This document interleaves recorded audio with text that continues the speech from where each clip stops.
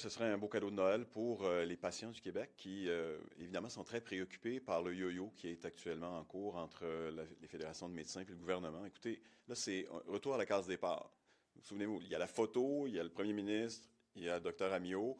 On reprend les négociations, tout le monde se dit, bon, ils vont finir par s'entendre.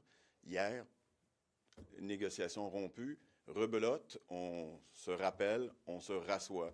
Est-ce qu'à un moment donné, on peut régler, garder le cap sur le changement de mode de rémunération, puis enlever les irritants qui empêchent la réforme de se mettre en œuvre, puis qui rassurent les patients sur le maintien des cliniques à travers le Québec, puis l'ouverture à soigner les gens correctement, puis avoir un plus grand accès aux soins de santé. C'est ce qu'on veut, c'est ce qu'on veut tous, en fait. Là. Souvenez-vous, il y a une loi sur laquelle on a travaillé au printemps, la loi 83, où le gouvernement a dit on veut garder les médecins dans le réseau public, mais s'ils veulent sortir, ils demanderont la permission à Santé Québec.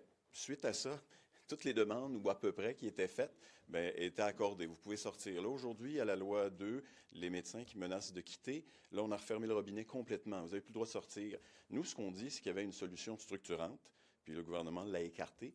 C'est celle qui accourt partout à travers le reste du pays.